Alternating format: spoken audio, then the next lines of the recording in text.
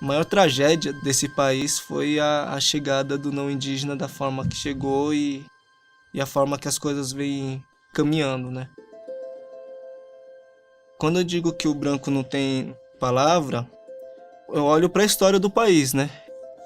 Vou fazer 27 anos e não vi o meu território ser demarcado, né? E a Constituição brasileira diz que as terras indígenas devem ser demarcadas e protegidas pela União e tinha um prazo de 5 anos para isso ser feito.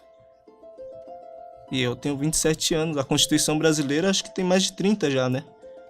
Então como que a gente pode dizer que o branco tem palavra? A imprensa, ela não trabalhar a realidade do que nós vivemos, ela não vai contribuir para um bem viver, ela vai contribuir para o capitalismo, né? Para a ideia do capitalismo, para a riqueza. E a riqueza, ela não traz muita coisa além da destruição. Sou o Thiago Henrique Carai de Ecupé, sou Guarani Bugá do território Jaraguá, que sou ativo na luta dos povos originários.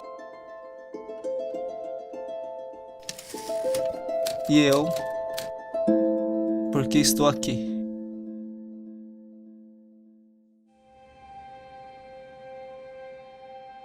A terra indígena Jaraguá, ela fica no Pico do Jaraguá, dentro da capital de São Paulo. O meu povo permanece tentando manter com que a floresta ela continue de pé naquele pedacinho de Mata Atlântica que temos na região. Eu acompanhei sempre meus primos, meus tios e principalmente a minha avó. A minha avó foi a primeira cacique mulher no estado de São Paulo a assumir uma comunidade indígena, né, a responsabilidade de uma comunidade, de enfrentar o machismo e preconceito das autoridades brasileiras em relação tanto a ela ser mulher quanto ela ser mulher indígena, né? Então minha avó sempre teve dificuldade, né, mal sabia ler, então ela sempre pedia para que os netos, as pessoas mais próximas a elas, acompanhassem algumas reuniões, entendesse, né, o que estava acontecendo ali para que ela pudesse assinar documento, algo assim. Então foi aprendendo dessa forma. Né? Não tive tempo de fazer faculdade, de estudar muito, mas essas oportunidades me deram um pouco de entendimento da política do não indígena. Né? O modo de vida que o branco vive, né? Ele é muito, muito, muito, muito antigo, né? E ele nunca se perdeu. Essa ideia de dominação, de se sobrepor sobre outras culturas, sobre outras formas de enxergar o mundo. A gente não é levado a sério. A morte do indígena não é levada a sério. A perca do território não é levada a sério. E a morte cultural, né, que é o que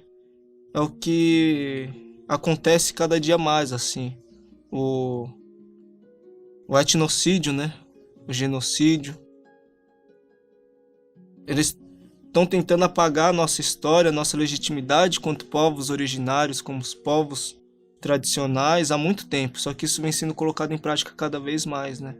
E com ideologias religiosas, com esse pensamento, as igrejas vão chegando dentro das aldeias com mais força, né?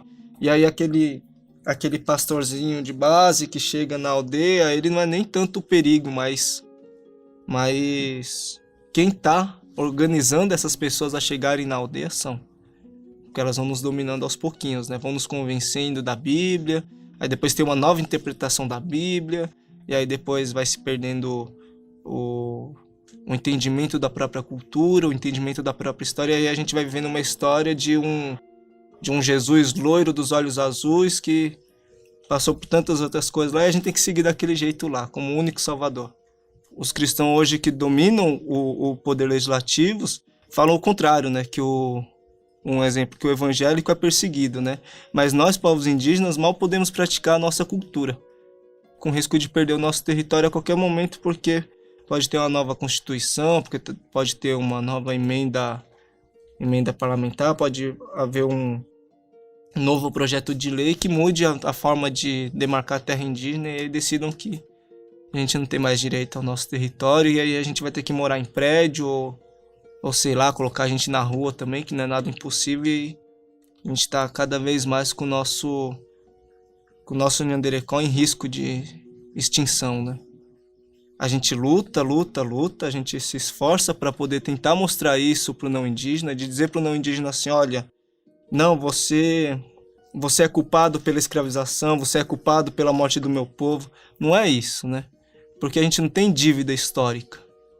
Não dá para falar assim, o branco tem dívida histórica com o indígena. Não existe dívida histórica, porque a gente não emprestou nada para ninguém. A gente não veio aqui e não falou assim, não, pega a nossa terra emprestada, depois vocês pagam a gente. Não existe dívida. Existe crime, né? Um crime cometido pelo não indígena, invasão, estupro, tortura.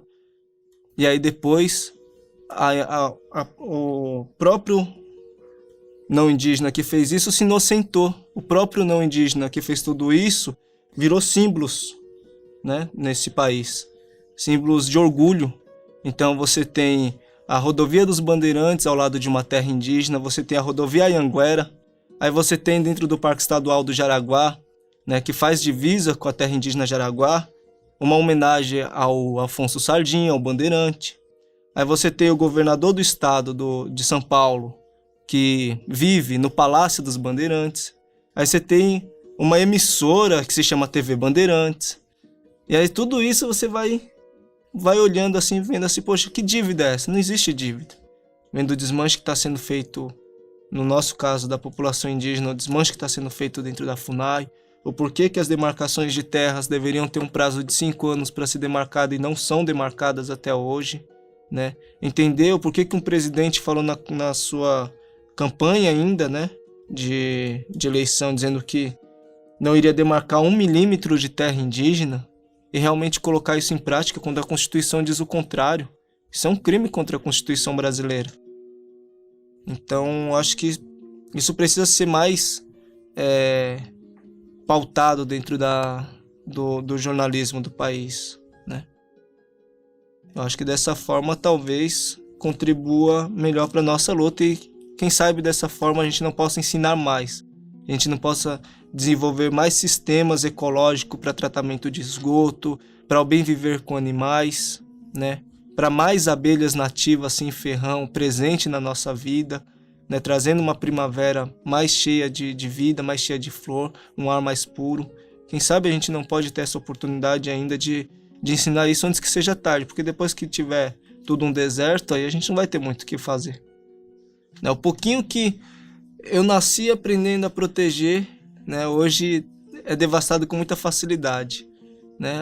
Em um dia, né, em uma manhã, 500 árvores derrubadas, assim, como se não fosse nada. Né? Árvores que elas já eram grandes bem antes de eu nascer já. É porque a gente não está sendo enxergado.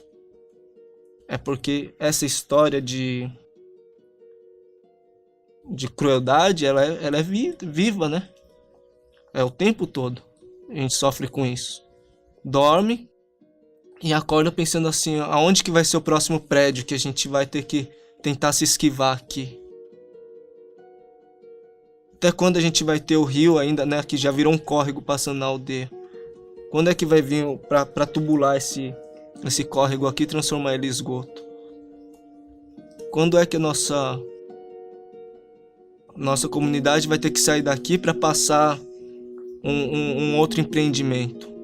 É isso que a gente vive no país, independente de ter uma constituição, independente de ter leis. Nós sobrevivemos e nós resistimos, nós não ficamos no passado, a gente está vivo ainda.